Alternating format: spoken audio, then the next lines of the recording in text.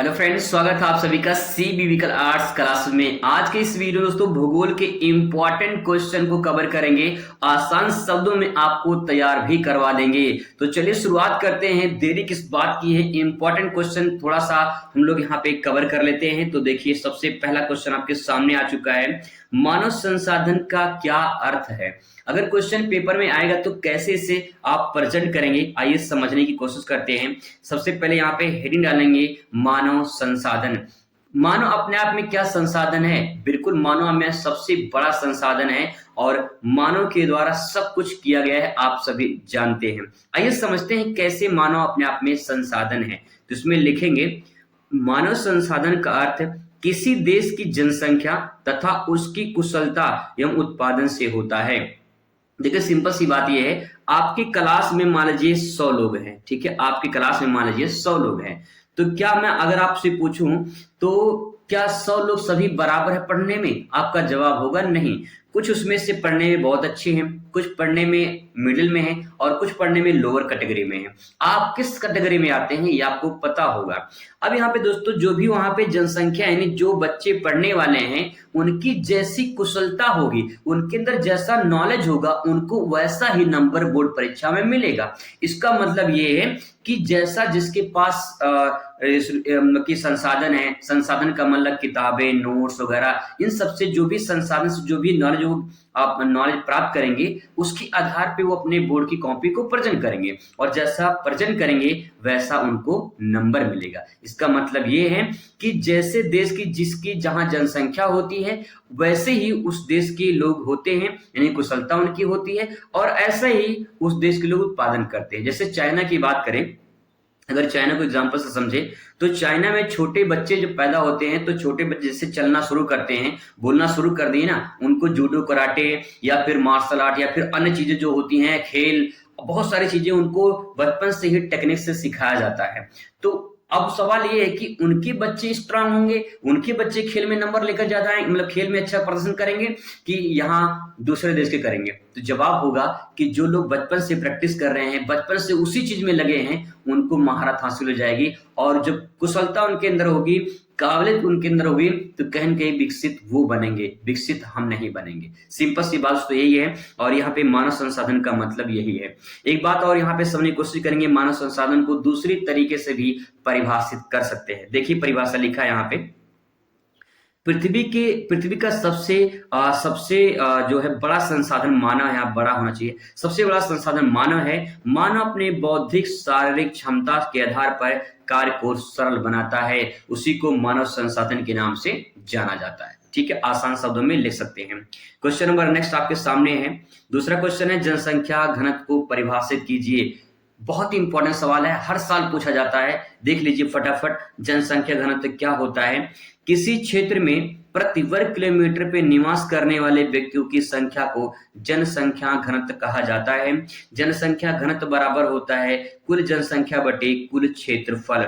आप इसको जो है बॉक्स में बना के प्रदर्शित कर दीजिए, पूरा नंबर आपको यहाँ पे मिलेगा। ठीक है, देखिए सिंपल सी बात यह है कि मान लीजिए 1 किलोमीटर की एरिया है, 1 किलोमीटर का कोई स्क्वायर एरिया है। इस एरिया में जितने व्यक्ति निवास करेंगे, उन व्यक्तियों की संख्या को जनसंख्या घनत्व कहा जाता है। ठीक है, नेक्स्ट बात करते हैं, क्वेश्चन नंबर तीसरा आपके सामने है, भारत में जनसंख्या वृद्धि के कारण बताइए। कोई 2 कारण बता दीजिए, 3 कारण बता दीजिए, जितना पूछा जाए उतना ही लिखिए तो ज्यादा बेहतर होगा। ठीक है, अशिक्षा देखिए सबसे बड़ा कारण माना जाता है, पढ़े लिखे लोग कम होते हैं। अगर आज से मतलब आज से नहीं, हम कह सकते हैं कि अगर अपने माता पिता को देखिए या फिर अपने पिछले पीढ़ी को देखिए, तो आप ये जान पाएंगे कि उस टाइम पे 2 भाई, 4 बहन, ऐसे 5 भाई, और मतलब कि 5-6 पूरा भाई बहन होते थे, इस प्रकार से होते थे। आने वाले दिनों में या फिर इस प्रकार से देखेंगे, हम 2 हमारे 2। तो ये प्रक्रिया जो चल रही है वो अशिक्षा के कारण चलती है। ठीक है, नेक्स्ट है, कम उम्र में विवाह करना। जब कम उम्र में विवाह होगी तो भाई बच्चे भी जल्दी होंगे, सिंपल सी बात है, तो जनसंख्या वृद्धि होगी ही। ठीक है, मृत्यु दर में कमी। देखिए जैसे जैसे साइंस आगे बढ़ी, मेडिकल की सुविधा बढ़ी, चिकित्सा की सुविधा बढ़ गई, तो मृत्यु दर में कमी आ गई। भाई मृत्यु दर में कमी आएगी तो जाहिर सी बात जनसंख्या में वृद्धि होगी। ठीक है, चलिए नेक्स्ट क्वेश्चन आपके सामने है। क्वेश्चन नंबर चौथा है, भारत में जनसंख्या वृद्धि के 2 उपाय बताइए।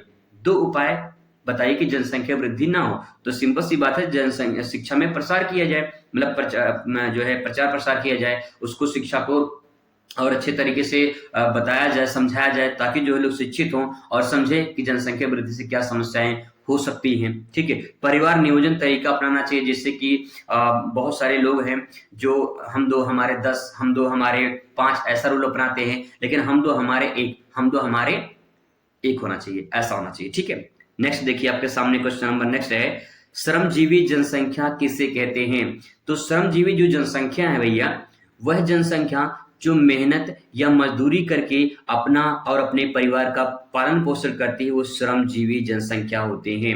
श्रम का मतलब क्या होता है? मेहनत मजदूरी करना। ठीक है, श्रमिक है। और जीवी यानी जो मेहनत मजदूरी करके अपना पालन पोषण करते हैं, पूरे परिवार का खर्चा चलाते हैं, उन्हें श्रमजीवी जनसंख्या के नाम से जाना जाता है। ठीक है, नेक्स्ट आपके सामने क्वेश्चन है, बस्ती को परिभाषित कीजिए। मोस्ट इंपॉर्टेंट क्वेश्चन, बस्ती को परिभाषित कीजिए। हेडिंग डालेंगे बस्ती और लिखेंगे इसमें, बस्ती भी एक प्रकार का बस्ती भी जो है प्रकार और आकार में घरों का समान होता है, जिसमें मनुष्य निवास करते हैं, बस्ती कहलाती है। जैसे ग्रामीण बस्ती है, नगरीय बस्ती है। सिंपल सी बात है, कुछ लोग गांव में रहते हैं, कुछ लोग नगर में रहते हैं, तो जो गांव में बस्तियां होती हैं वो ग्रामीण बस्ती हो जाएगी, और जो नगर में रहते हैं वो नगरीय बस्ती के नाम से जानी जाएगी। ठीक है, पल्ली बस्ती को परिभाषित कीजिए, जो कि बस्ती का एक प्रकार है। ये समझने की कोशिश करते हैं। पल्ली बस्ती जो है ये ग्रामीण बस्ती का प्रकार है। इसमें लिखेंगे, ऐसी बस्तियां जो अनेक भागों में बटी होती हैं, उन्हें पल्ली बस्ती के नाम से जाना जाता है। इन्हें स्थानीय रूप में पन्ना, पाली, पाड़ा या नगला के नाम से जाना जाता है। इस बात को आप ऐसे समझ जाइए, जैसे मान लीजिए आपका गांव है, तो आपके गांव में बहुत सारे पूर्वे बने होते हैं, कस्बे बने होते हैं। ठीक है, और उन कस्बों में अपना अलग अलग नाम होता है। ठीक है, नाम से संबोधित करते हैं। तो जो ये अलग अलग पूर्वा है ना, इसी पूर्वा को ही पल्ली बस्ती के नाम से जाना जाता है। बशर्ते अंतर इतना है कि कहीं कहीं पे इस स्थानीय तरीकों पे अलग अलग नाम से जानते हैं। ठीक है, क्वेश्चन नंबर अगला है कि गुच्छित बस्ती को परिभाषित कीजिए। तो देखिए, गुच्छित बस्ती क्या होती है आपको समझना है। गुच्छित बस्ती हिंदी डाल देंगे, लिखेंगे, गुच्छित बस्ती वह बस्ती होती है जहां घर पास पास पाए जाते हैं तथा रास्ते सकरे होते हैं। भारत में ऐसी बस्तियां जलोढ़ मैदानों में, पूर्वोत्तर राज्यों और घाटियों में देखने को मिलते हैं। देखिए, नाम से स्पष्ट है, गुच्छित बस्तियां मतलब कि चाबी का गुच्छा, अंगूर का गुच्छा, जैसे गुच्छा होता है ना, ऐसे जो बस्तियां होती हैं वो बहुत पास पास में होते हैं, रास्ते सकरे होते हैं। ये मैदानी भागों में देखने को मिलते हैं, या तो घाटी में देखने को मिलेंगे, ठीक है, या पूर्वोत्तर राज्यों में देखने को मिलते हैं। तो ऐसी बस्तियां गुच्छित बस्ती के नाम से जानी जाती है। ठीक है, क्वेश्चन नंबर नेक्स्ट है, प्रक्षिप्त बस्तियां किस प्रकार की होती हैं तथा भारत में किस राज्यों में पाई जाती हैं? या अथवा करके पूछ लेगा, एकांकी बस्ती क्या होती है, ये कहाँ पाई जाती है? ध्यान रखेंगे, प्रक्षिप्त बस्ती और एकांकी बस्ती एक ही होता है, दोनों का उत्तर एक ही होगा, बस क्वेश्चन अलग अलग हैं, क्वेश्चन घुमा के पूछ लेगा। ठीक है, समझने की कोशिश करेंगे। प्रक्षिप्त बस्ती या एकांकी बस्ती वो बस्ती होती है जो भारत के पहाड़ी क्षेत्रों में पाई जाती है, जैसे मेघालय, उत्तराखंड, हिमाचल प्रदेश में इसे एकांकी बस्ती के नाम से जाना जाता है। देखिए, नाम से स्पष्ट है, प्रक्षिप्त या फिर एकांकी मतलब कि जो घर होते हैं ना वो दूर दूर होते हैं, जो घर होते हैं वो दूर दूर होते हैं, और उन्हीं को एकांकी बस्ती या प्रक्षिप्त बस्ती के नाम से जाना जाता है। ज्यादातर आपको ये पहाड़ी क्षेत्र पे ज्यादा देखने को मिलते हैं। ठीक है, नेक्स्ट है, साझा संपत्ति संसाधन से क्या तात्पर्य है? साझा संपत्ति संसाधन क्या होते हैं? तो देखिए, हिंदी डालेंगे, साझा संपत्ति संसाधन, और इसके बारे में लिखेंगे, ग्राम पंचायत की स्वामित्व भूमि जो है साझा संपत्ति संसाधन के नाम से जानी जाती है। जैसे कि गांव के कई लोग होते हैं, अपना स्वामित्व उनका होता है और अधिकतम उपयोग उसका करते हैं, जैसे चारागाह होता है, खलियान होता है, सार्वजनिक तालाब होता है।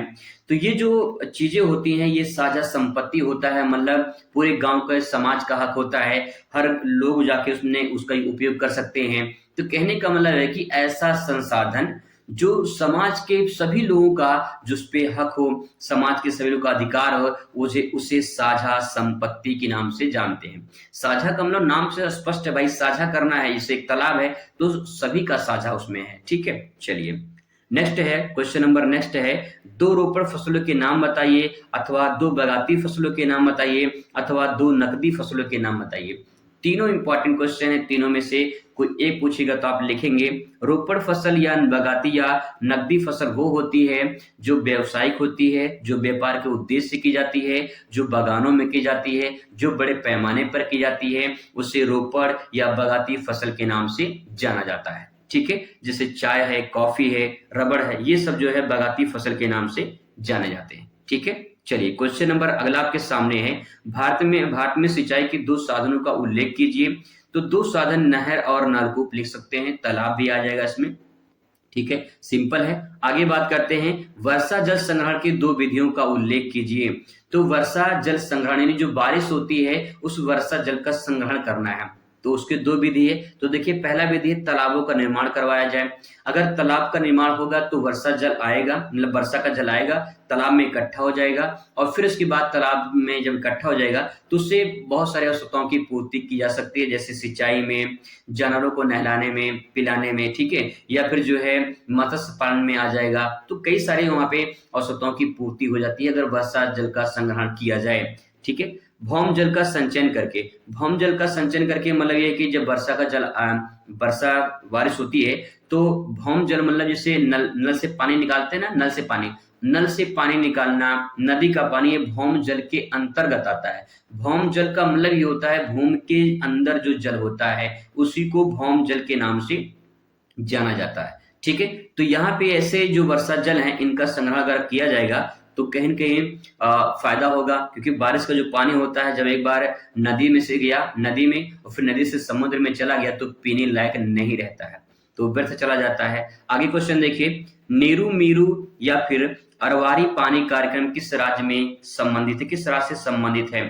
तो देखिए, नीरू मीरू मतलब ये होता है पानी और आप। इसका नीरू और मेरू का मतलब पानी और आप, ये आंध्र प्रदेश से शुरू किया गया था, इंपॉर्टेंट है। और अरवारी पानी राजस्थान से शुरू किया गया था। दो क्वेश्चन आपसे बन सकता है कि नीरू मेरू पानी और आप, इसकी शुरुआत कहां से हुई थी? तो आंध्र प्रदेश से। इसके बाद अरवारी पानी ये राजस्थान से शुरू किया गया था। ठीक है, चलिए क्वेश्चन नंबर 15 देखते हैं। यहाँ पे दो धात्विक खनिजों के नाम लिखिए। तो दो धात्विक खनिज का नाम लिखना है। धात्विक खनिज वे खनिज होते हैं जिसमें धातु की मात्रा पाई जाती है, उसे धात्विक खनिज के नाम से जाना जाता है। इसमें लौह अयस्क, बॉक्साइट ये आपके हो जाएंगे, इसमें लोहे के धातु की मात्रा पाई जाती है। ठीक है, क्वेश्चन नंबर 16 देखिए, भारत में कोयला उत्पादक के दो क्षेत्रों का नाम बताइए। तो आप सभी जानते हैं झारखंड का झरिया कोयले के लिए प्रसिद्ध है। एक क्वेश्चन भविष्य में पूछ लेगा कि झारखंड का झरिया या फिर झरिया किसके लिए प्रसिद्ध है, तो आपका जवाब होगा कोयले के लिए प्रसिद्ध है। ठीक है, नेक्स्ट है पश्चिम बंगाल का रानीगंज। पश्चिम बंगाल का जो रानीगंज है ये भी कोयले उत्पादन के लिए प्रसिद्ध है। ठीक है, आगे बात करते हैं। नेक्स्ट, भारत में दो अभ्यर्क राज्यों के नाम बताइए। तो भारत में दो अभ्यर्क राज्य हैं, एक झारखंड है, दूसरा राजस्थान है। आगे पीछे लिख सकते हैं, कोई दिक्कत नहीं, झारखंड और राजस्थान याद रखिएगा। नेक्स्ट आपके सामने है क्वेश्चन नंबर 18, भारत के दो परमाणु शक्ति संयंत्रों के नाम लिखिए। तो तारापुर महाराष्ट्र में पड़ता है और नरौरा यूपी में पड़ता है। अगर आपसे और पूछता है तो मैं आपको ट्रिक बता दे रहा हूं यहाँ पे। ठीक है, इसका ट्रिक है, देखिए, तारा नाम की एक लड़की है। ठीक है, तारा नाम की एक लड़की है और रावत नाम का एक लड़का है। ठीक है, तारा रावत से बोली तारा, ये इसका नाम है तारा। ठीक है, इसका नाम तारा हो जाएगा और इसका नाम रावत हो जाएगा। ठीक है, लड़की का नाम रावत हो जाएगा। अब तारा रावत से बोली कि भाई मुलाकात नहीं हो रही है, चलिए मुलाकात करते हैं। तो तारा रावत से बोली कल पक्का मिलेंगे। ठीक है, कल पक्का मिलेंगे। तो बोली मेरे लिए क्या लाओगे? तुम्हारे लिए परौरा और कांकर लेकर आएंगे। तो तारा रावत से बोली कल पक्का मिलेंगे। ठीक है, बोली कि भैया कल पक्का मिलेंगे। ठीक है, कल पक्का मिलेंगे और क्या लेकर आएंगे? तो तुम्हारे लिए परौरा लेकर आएंगे। ठीक है, परौरा मतलब समझते हैं ना, परवर। ठीक है, परौरा लेकर आएंगे और कांकर लेकर आएंगे। परौरा और कांकर दो चीज लेकर आएंगे, ये भाई इन्होंने कह दिया। ठीक है, तो देखिए, तारा से हो जाएगा तारापुर। तारापुर कहाँ पड़ता है? महाराष्ट्र में। रावत से रावत भाटा हो जाएगा, राजस्थान में पड़ता है। कल पक्का मिलेंगे, कल पक्कम हो जाएगा, कल पक्कम। ठीक है, कहाँ पे? तमिलनाडु में है। और परौरा ऐसे नरौरा, नरौरा कहाँ पड़ता है? यूपी में। और काकरा पारा गुजरात में पड़ता है। तो तारा रावत से बोली कल पक्का मिलेंगे, तुम्हारे लिए परौरा और कांकर लेकर आएंगे। ठीक है, ये ट्रिक आप याद कर सकते हैं, इंपॉर्टेंट होगा आप सभी के लिए। बात करते हैं अगले क्वेश्चन पर, और अगला क्वेश्चन आपके सामने है, ऊर्जा के अपारंपरिक स्रोत कौन कौन से हैं, इंपॉर्टेंट क्वेश्चन है।